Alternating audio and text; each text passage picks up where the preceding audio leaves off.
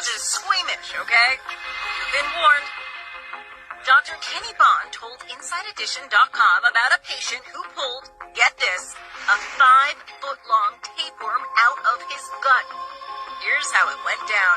I see this young gentleman. He's a 30-year-old Asian gentleman, and he comes in. I said, what brings you in here today? And he says, I want to get treated for worms. And I said, okay, well, just, tell me why you want to get treated for worms. And he said, well, I was having some abdominal cramping, and I was having some diarrhea, and I went to the bathroom, and I had some bloody diarrhea. And so, I was a little concerned, but then after I had a bout of bloody diarrhea, I saw a little piece of what I thought was my intestine hanging out.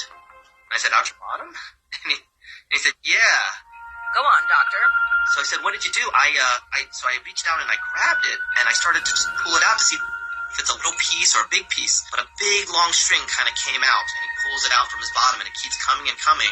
And he's like, oh my goodness, and he thinks he's got this really long piece of bowel that's like just basically falling off of him. Like pieces are just falling out of him. But then when he pulls it out, it starts wriggling in his hand. It starts moving. He's like, oh my god, then he knew it was a worm, and he just like sort of dropped it, like on the bathroom floor, but still coming out of him. It gets better.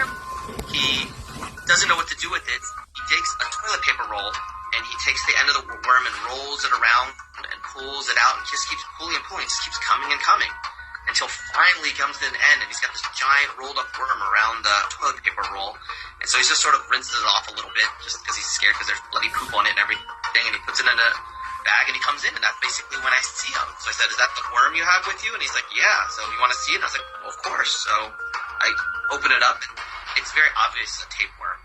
It's impossible to say where the tapeworm came from, though Dr. Bond said the patient told him he ate a lot of sushi, and that lines up with recent CDC warnings about intestinal parasites in fish.